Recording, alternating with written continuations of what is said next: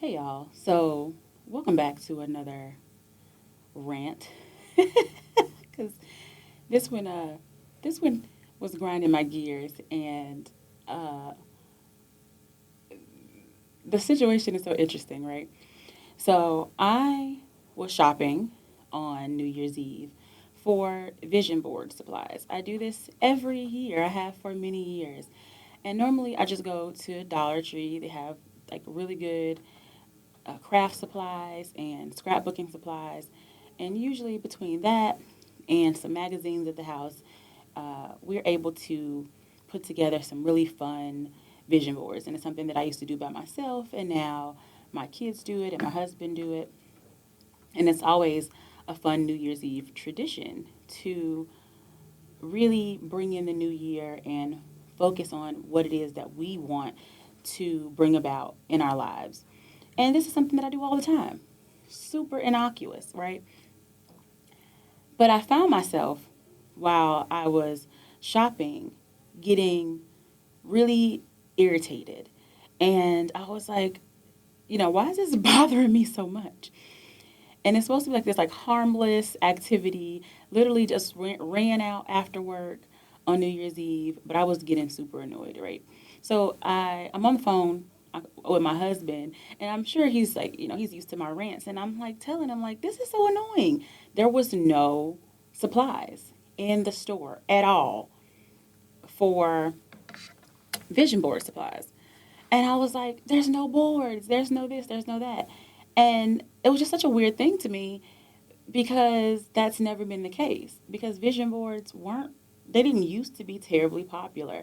And I know they've gotten more popular because I've been invited to vision board parties and different activities, and I've seen more people post about them online.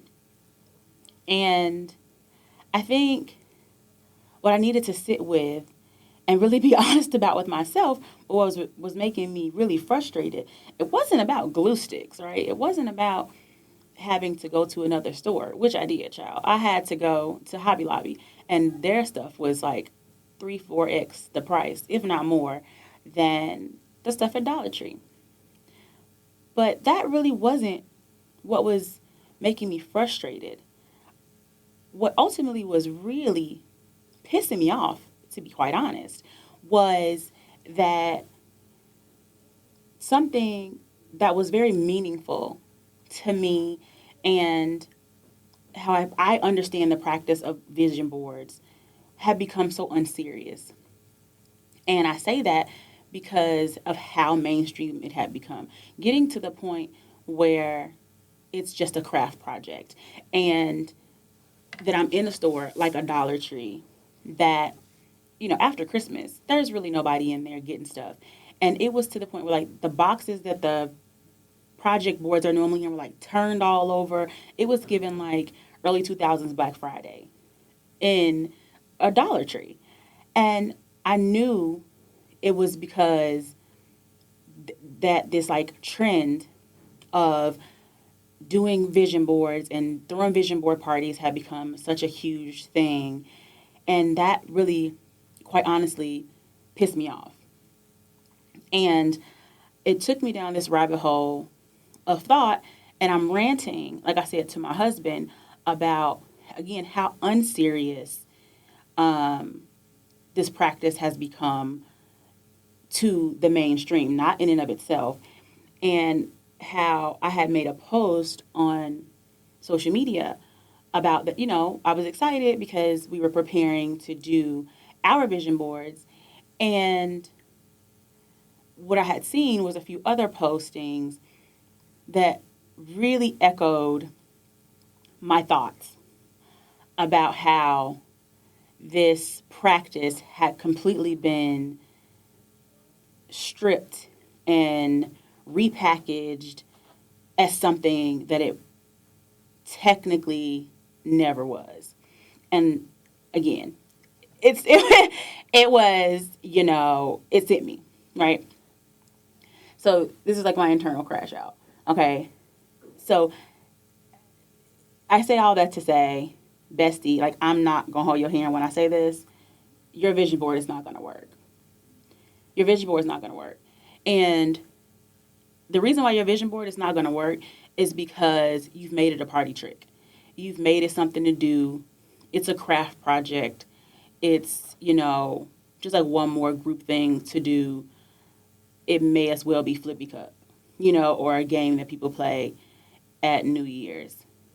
And if you really got something going on in your life, if you've really got a goal, a dream, an aspiration, doing it in the way that mainstream has completely taken over and gentrified vision boards, you're not going to get what you were trying to get. Okay? And it's important to me that we just walk through this thing because, like I said, y'all gonna have to just, jump into this and like take a trip like old Miss Frizzle from the Magic School Bus, like into my brain, like how I work things through. So I was like, I know the history of vision boards from like a high level perspective because that's why I started practicing them many years ago and I taught my kids how to practice them. But I really got into it because I was like, I know I ain't wrong. So I was like, let me do some more before I start getting on this podcast talking about it. I want to make sure that I got my receipts. So essentially, vision boards themselves are really just a product of a practice and a movement that started actually a really long time ago. So vision boards come from, or the idea of vision boards, let's just say that, come from the New Thought movement. The New Thought movement is kind of this metaphysical and psychological, kind of spiritual movement that started in the late 1800s, the late 1800s, the early 1900s. Pretty much founded with this set of people, Wallace Wattles and Phineas Quimby. Okay, so what the idea of this version throughout the New Thought movement was that one, it's a practice, it's not an activity. Like it's not a one-time thing. And truly what it is saying that like everything in our world begins as an idea. Everything. Like no inspiration, no inventions, no super cool technologies, none of that stuff just materialized. It all started as an idea, with someone. But they go further as to say that those ideas come from creativity or creation. And that's when the spiritual part comes into it because people call spirit different things. Some people say spirit, some people say the universe, some people say God, some people say collective consciousness, right? So this is where like that new thought movement comes from. They were saying that all creativity and creation comes from this universal energy, let's say. And then it becomes an idea. And then that idea takes on like a vision, and then it becomes form when we do something with the idea. It doesn't matter as long as it's an idea or a vision until we do something with it. So it doesn't matter like if you thought of the iPhone, if you didn't create the iPhone, which is why you can't patent an idea, you got to patent like an invention. Okay, stay with me, let me cook. So, I'm like, I understand this, I knew this. But one of the issues that immediately kind of like grinded my gears is that unfortunately, in the time, religious folks in the 1800s, 1900s, they called everything that wasn't directly part of their religion, we'll just say, like demonic, satanic, pagan, etc. And because of that, they thought that was wrong. And folks who were part of those religious establishments, churches, etc., didn't participate. Again, they weren't called vision boards back then because vision boards is a new age thing, a new age like way of participating in the New Thought movement. But that people weren't even allowed to have this idea of like having imagination and assuming that your imagination was from like God or like a universal consciousness, and then like turning that into something real. So those people were thought of as othered, okay, and bad. So I think one of the first things that kind of irritated me, kind of like rubbed up against me, it was grinding my gears, was that this idea of folks who are now, they still participate in organized religion, and they started calling modern day vision boards things like prayer boards and faith boards. That is so ironic and so oxymoronic because the two really don't coexist. Your practice specifically demonizes the practice that encourages folks to imagine and visualize life and innovation for themselves in this way. And now, because it is trendy and popular and it does or doesn't work for people, or because those folks don't want to be left out of the conversation when other people are doing vision boards, now all of a sudden they just renamed it and gentrified it into something else, and then they get to do it. So that really frustrated me. So that was just like the first layer. And then the second layer, which is really the conversation around like why yours isn't going to work. Because, I mean, calling it something else is not why it won't work. Really why it won't work is because it's now become a party trick. And that is not the nexus of why vision boards technically, quote unquote, work. There's no magic in the board itself. We've turned discipline into decoration. And that's just unfair to both the practice and yourself. So I think it's just, for me, it was just a good idea to, like I said, dig in and see like what was the foundation of this. And without like going down a super deep history lesson, essentially one of those founders that I was telling y'all about, Wallace Wattles, he wrote a book in 1910 called The Science of Getting Rich, because essentially the whole idea around this New Age movement was taking these creative ideas from spirit or God or whatever you want to call it, and then putting your own action with them and then doing things that essentially made you rich or wealthy. And he paired that with the idea of always having a sense of gratitude once those things came to pass, or we can call them modern day manifestation. So I took the time to go ahead and read that book because it's a super short read. And if you have like Audible or something, it's like super short too. It's like 2.5 hours. And essentially, it's pretty much what I already understood about, like I said, the modern day version of a vision board. You take the time to come up with the idea, or whatever you feel like your divine inspiration is, or it's just your idea. Then that idea, you visualize it, you see it, it feels real to you. And then you can manifest it in the modern day vision board into like putting those images onto a board or something where you can see it all the time. And then you actually do actions to make those visions come to true reality.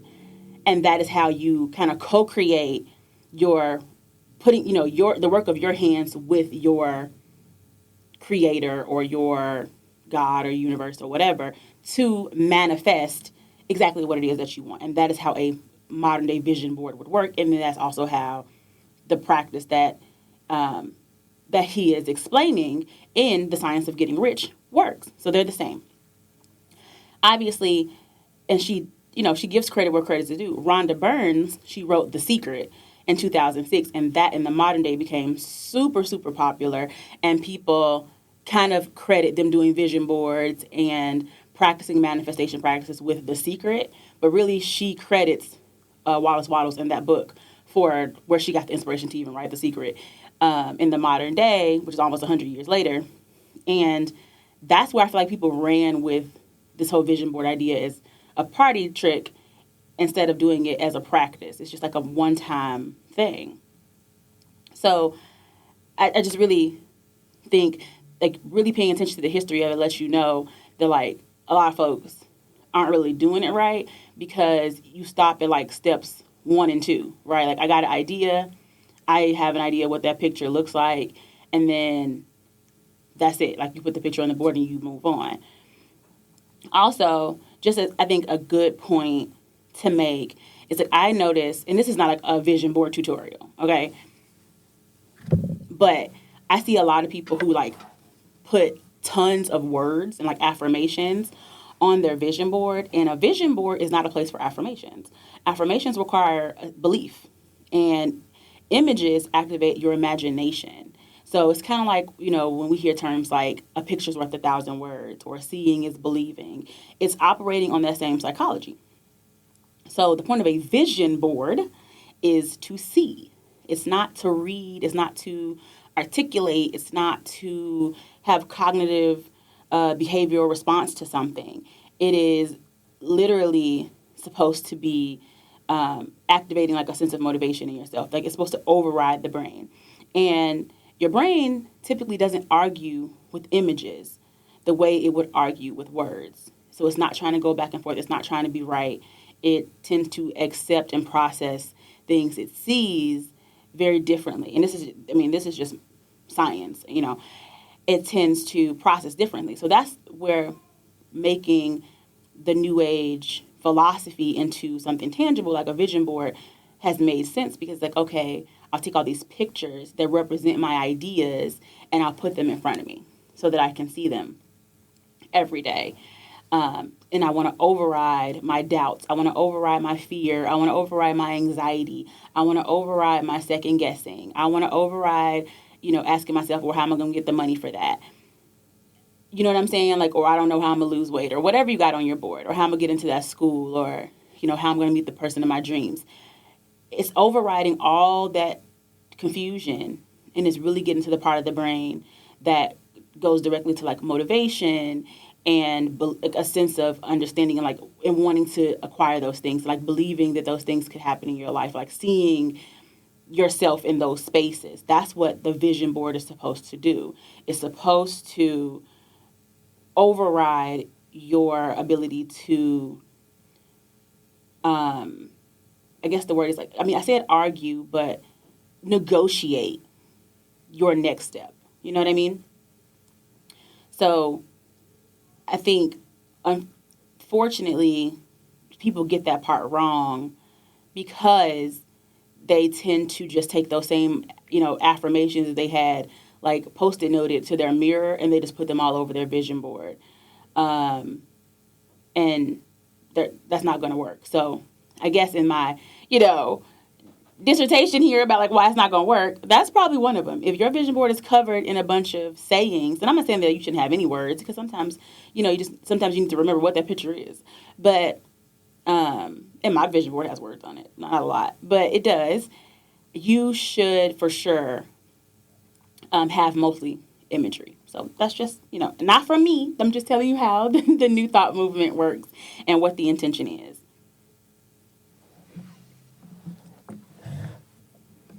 And I really want to get into this whole spiritual layer that, like I said, people pretend isn't there. That the idea that creation begins with thought. And the idea from the New Thought movement is that the thought emerges from a shared sense of source. And like I said, we all call that source a lot of different things. And there's some people who don't call it anything, but that's a whole nother conversation. And nobody has a monopoly on creativity. Like we all know folks who have had the same idea, right? But the difference is the action. And I think for me, that's the part that is the most infuriating about the practice of vision boards going from this, I won't call it sacred, but this tool for manifestation, this practice for co-creation with your version of source, to a party trick and this party favorite that you just get to take home. That's probably my biggest frustration is people who aren't applying any action at all whatsoever to their visions, their ideas, and that's frustrating because the practice has gone completely mainstream. So what I will say is that the formula is supposed to be idea, inspiration, idea, vision, action, manifestation. And right now, there's been aesthetics added and glitter and glue and no accountability. And I know that word makes people cringe, but that's the whole point. Accountability is the sauce. The board is not magic. Accountability is the magic. Staying true to that vision on a daily basis, honoring yourself and saying that you matter enough and your vision and your idea matters enough to stick with it, that's the magic. Like consistency. I know people hate that word too, but like that's the magic, truly. Um, so the problem isn't like you don't have access to the magic or like God's not listening or the universe isn't listening. It's typically because you didn't have any follow through. And there's nobody to check you on it because you tucked your board away under your bed after you left the party when we all screamed Happy New Year. Like, that's the truth. So, it's not that vision boards don't work, but that's usually what people say. They do it one time and then they heard somebody say, like, oh my gosh, like all these things happened in my life and that was on my vision board. And it's like, well, it didn't work for me. And then that's when people get jaded and they say that doesn't work. And it's just, that's not the proper reaction. And it's unfair to folks whose practice it actually is, and asking them to defend that practice because truly, did you do the practice or did you bastardize their practice into a one-time activity? Because the reality, I would say, is like there's been like what I would call like a spiritual laundering. Like, relabeling somebody's practice so you feel safer about it, to make it more acceptable is not cool. It's appropriation. I know we love to only use that about certain groups of people, on the giving and receiving end, but that's appropriation of people's practice and cultures. And calling a vision board a faith board or vision casting or goal mapping, when companies try to have y'all do it as like a icebreaker activity, like that is absolutely co-opting somebody else's practice and calling it something else and then being upset when it doesn't work. That is spiritual, laundering. I think that's pretty messed up to do that and then, cause scrutiny about the practice in and of itself. Vision boards, I think, as they exist now, Wallace Waddles would hate. Like, I think those folks who, like, spearheaded that movement, believed in it, had proof of concept of it, stood behind it, would absolutely hate the modern day vision board, even though it's a cool idea because it does put the visual representation of your ideas in front of you. It is so bastardized at this point that they would probably just throw the whole thing away. And I think, like I said, the irony that of something that was once rejected as like pagan or demonic or, othered being embraced now is like a cute thing to do and fun. And it's only because people want to not be left out. It's because we live in this everybody gets a trophy kind of democratized world. Not because people took the time to understand, not because people were tolerant of other people's beliefs and practices, because it emptied it of the original power and then just wanted to participate. And the reality is that some things require commitment. Things truly lose their effectiveness when they become trends. They're not fun anymore. Like, sometimes you got to gatekeep. And it's like, I know, like, certain generations hate that word. And it's a reason why people do it. Like, certainly we don't want people doing it in huge systems where people are being kept out and, like, marginalized. Absolutely not. But, like, certain things should be gatekept. People should be protective of their cultures and customs and ideas, especially when the people who you're gatekeeping from aren't there to appreciate, they're there to appropriate, they're there to steal, and make a mockery of. I think that's important, for sure. And I will say, like I said, I'm not the creator of vision boards, and my goal is not specifically to gatekeep at all. It's protecting the meaning. Like, I think everybody could do a vision board, but everybody shouldn't do a vision board because the board itself, like I said, is not magic. It's like this relationship that you have with your own version of spirituality, your own trust in your own creativity, your own ability to understand what that looks like visually. And then you hear I keep using the word own because, like I said, there's authority and then there's accountability in that. And then action. You have to pair action with imagination. Like the whole point of a vision board or even the practice that Waddles talks about is like having it in front of you daily. It's a daily practice. So even when you create a vision board, you're supposed to display it prominently where you can see that thing every single day of the year. You're supposed to have it where you are literally reminded every day of those goals that you said were so important to you because you are feeding that into that part of the brain that is overriding, like I said, the doubts, the fears, the distractions, all those things, so that keeping that those things as a priority in front of you is absolutely at the forefront so that you can make those things made manifest. That is the true importance of the practice and then using the vision board for that. So, I mean, I think that's the biggest part. I think that makes the most sense. And I think a closing question I would say would be if the practice only exists once a year and it never changes how you move in the world, it's not a practice at all. Or you should ask yourself, is it a practice at all? And I think you should ask yourself if you've ever done a vision board in the past, where is it? Right? Is it in your closet? Is it under the bed? And if so, I'm sorry, friend, it's not going to work. There's no magic in making wishes. That's not how vision boards work. It's not vision plus prayer. It's not vision plus wishes. It's not vision plus hope. It's vision plus action. Your action. So, I don't know.